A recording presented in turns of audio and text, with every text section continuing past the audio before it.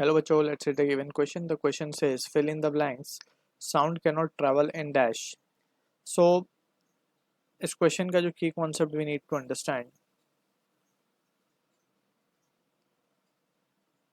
is the concept of propagation of sound wave, or precisely we will deal with the mechanical waves.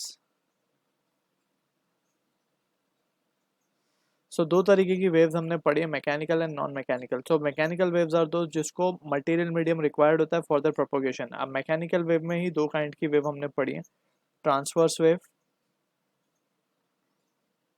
And longitudinal wave. Right. Transverse wave का example हम ले सकते हैं wave on string या रोप. ठीक है. Longitudinal का हम ले सकते हैं साउंड वेव. ठीक है.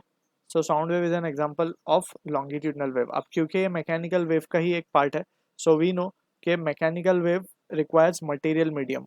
So we can say mechanical waves require material medium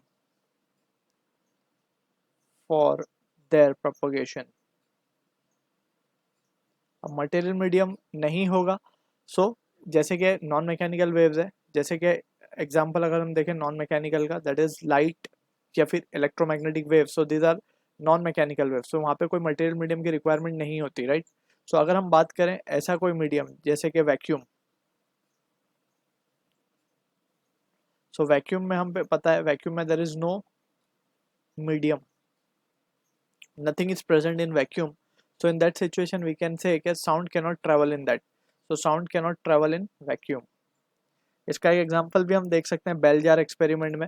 हमने क्या किया, बेल को एक जार के अंदर रख के उसको कंप्लीटली उसको वैक्यूम क्रिएट कर दिया जार के अंदर, एंड वी हैव हमने बेल को रिंग के अंदर, तो we cannot hear the sound. ठीक है. सो यहाँ से क्लियरली हमें समझ में आया कि मटेरियल मीडियम ना होने के कारण साउंड जो है हमारे पास तक नहीं आ पाया, हमने साउंड को नहीं सुना. राइट. अगर हम इसको एक रूम में वैक्यूम क्रिएट कर दें और वहाँ पे हम कोई भी बेल रिंग करें तो हमें उसकी आवाज़ सुनाई नहीं देगी, बट हमें लाइट ज़रूर दिखाई देगी अगर हम अंदर लाइट चालू करें, because light does not require any material medium for the propagation, but sound require it. ठीक है. तो vacuum will be the answer for this. I hope you understood the solution. All the best.